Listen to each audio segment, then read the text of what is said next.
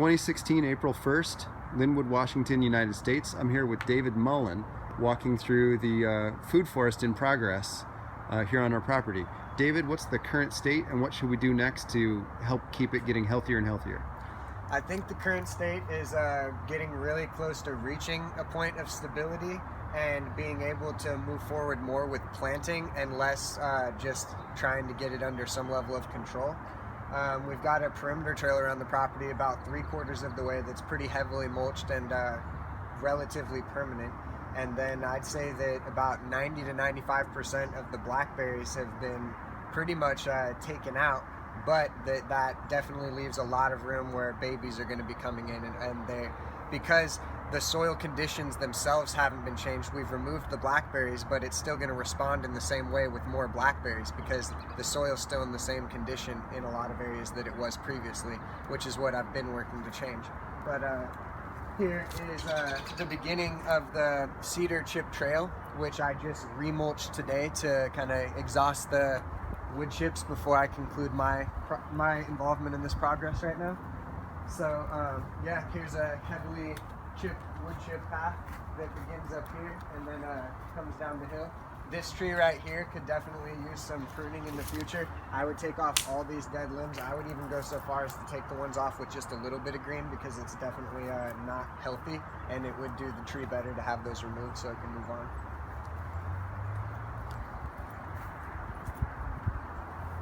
This bamboo is something that we had talked about having dug up, splitting into many more bamboos so that it could cover more area privacy-wise, and it's a clumping bamboo, not a spreading bamboo.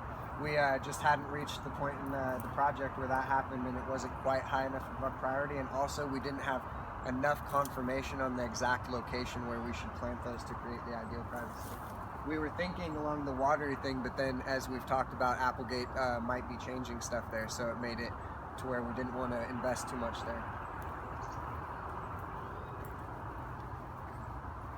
So around all the trees, even if we didn't do a volcano mound or clear around them, if they've been within our level of activity or our range where we've been working, we've tried to at least give them a mulch so that way they are kind of fed the nutrients that they would get in an older forest and also are more protected from the heat and dryness and kept more moist.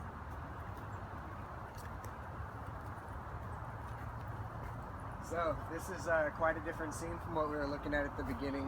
When we started this project, the branches from these trees actually grew down into the ground and had rooted themselves and were growing back outward as individual plants. And undermixed them was blackberries growing all the way up through the canopy of this tree and coming back down out of the sides. And now you can actually walk around under there, you can see under there, and everything's looking pretty healthy.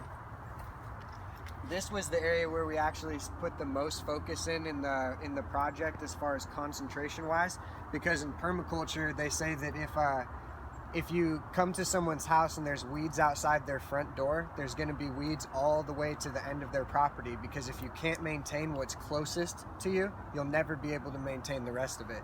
And so this was where the project began, because this is where we first came down the hill and began the project, and all of the trees within this area have actually been dug around for 1.5 to 2 feet down, had every morning glory root and every blackberry root removed, and then had a protective barrier of burlap put all the way down, creating a bowl of layers of burlap before it was filled back in and then planted with more positive plants like strawberries, raspberries, potatoes, onions, and some garlic to fill it back in with productive positive plants.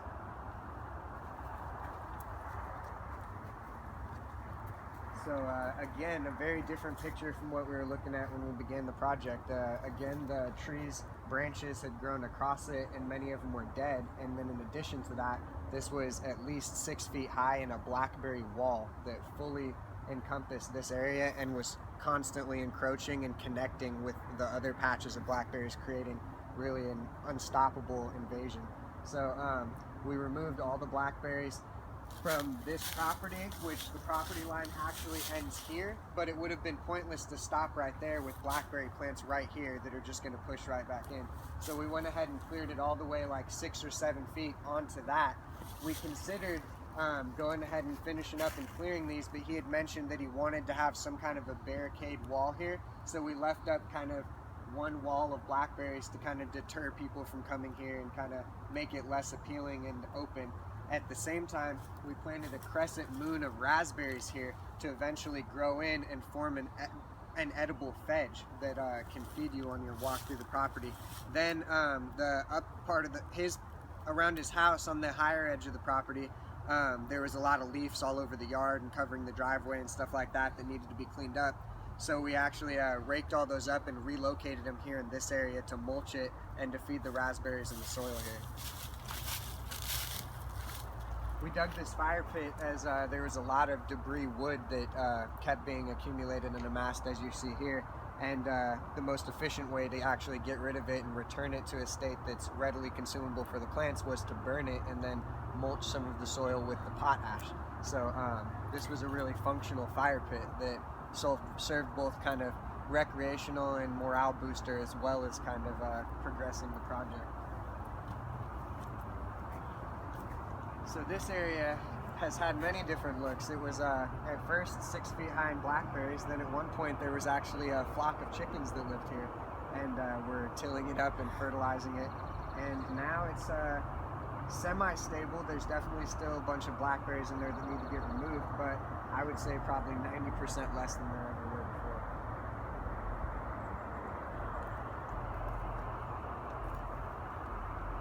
So as we come up the hill, this area actually turned out to be one of the areas in the most danger because it's so high on the hill that the water ran downhill, and this area got a lot of sun and thus was really more heavily affected by the drought. And it was also really, really heavy in blackberries and hard to really see much. And these right here are railroad ties and posts. I think that just in this area that we just walked through, I probably pulled 12 to 15 of those that were buried in the ground, and more along over this way. These are the ones that are left right now. So our trail, we've continued up here because the property line is actually right there. So we're stopping it like about 15 feet onto the property, which is what the client requested. And yeah, we've mulched the trail really nicely. These trees, because they were in such a state of attack from the morning glory and Himalayan blackberries, we had to rip out pretty much all the plants that were around them because it was just blackberries. There wasn't anything else growing. That left the soil really, really exposed and becoming even more dry in an already dry situation. So we had temporarily put burlap sacks around them in layers to mulch it, and then now we're progressing to the point where we were about to apply wood chips and volcano mounds around them. So this area off to our right is actually maybe one of the most drastically altered in appearance than when we started. When we started, it was blackberries, not exaggerating much, almost to as high as the tree there, coming out from this whole thing here. The impenetrability that you see there was extended all the way out here to this whole section right here. There was actually a tractor that probably weighed 2,000–3,000 pounds that was stuck inside those trees that are growing there. They had grown around the tractor, and the tractor wasn't even visible. I worked on this property for 7 or 8 months doing this entire thing and wasn't even aware of its presence. That's how thick and out of control the blackberries were in this section.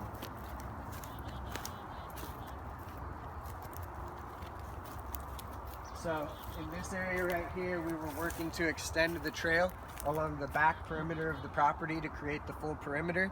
And right here, there was a bob wire and chain link fence actually buried inches below the soil along this whole section. So every plant from the trees to the bushes to the blackberries were growing under and through it. And they have giant root balls, so it was impossible to even move it more than a couple inches. We had to cut every single plant and every single bush and rip it out inch by inch along this entire section.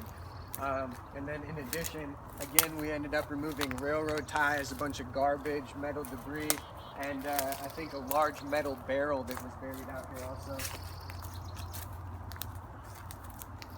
So you might watch your legs a little bit. There's a lot of stinging nettle right here. And do you know how to harvest and eat stinging nettle? Yeah, you roll it so the bristles are pointed in, and then when you put it in your mouth, the saliva neutralizes it. Yeah, pretty much. You just roll it really thoroughly after you've plucked it, right? So that way the bristles all break and don't sting you.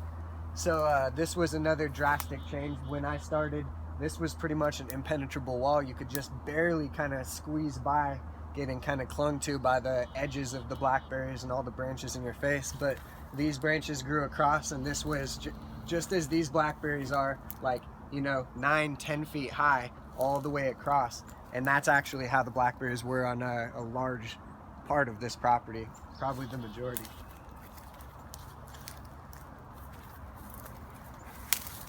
This area is the one area that actually received pretty much no care from us whatsoever, because on our left here is a broken down water drainage pipe that is possibly going to be getting kind of relinquished to a company that purchased the property uphill, and they might be redoing it. So this is kind of just a question area where we don't really do anything because we don't know what's going to happen to it yet.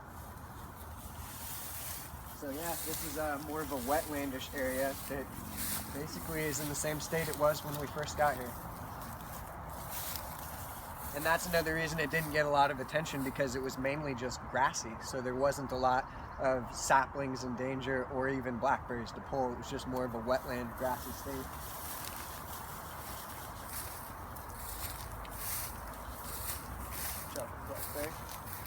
Got it. Thank you. Yep. So over here we're reaching the other end of the property again, where the trail connects going this way. This is actually a really beautiful pear tree that produces a lot of pears that are really sweet. It'll probably need to be propped up again with something a little more permanent this year, because after the care we've given it, it looks like it's about to really yield, and it's going to be really heavy, so the branches are just going to be on the ground. So this is the area where the trail was going to continue next to connect with up there, and it's actually a difficult area to work because of all the tree roots, but there's a lot of small blackberries here that probably are somewhat of a priority to at least kind of continue the trail. Would you mind a word or two about the drainage challenge? Absolutely. So that water drainage continues to drain down through here and eventually reaches a sewer grate that the city has put in the next yard over from this one. And Joe had asked me to maybe try to remedy the situation, and he proposed that I come up here and dig a ditch from there connecting to the stream ditch that he has dug down here. And I kind of wasn't sure about the feasibility of it, and then after further inspection I found that that wouldn't have helped the problem whatsoever, because if you come over here, there's a pipe coming out this way from that neighbor's yard, and there's a pipe, I'm sure you can't see it through the murky water, but there's another large pipe coming out from here. And when the rain was in its extreme season and it was raining a lot, there was literally a gush coming out of it that, like, came out of the water and out like a fountain. So it literally created a fountain from the force of water coming out of the two pipes here. So if the situation were to be addressed, it would have to be addressed from this point for sure, before anything could be done at a higher point. These trees are definitely being drowned by this water, and it's definitely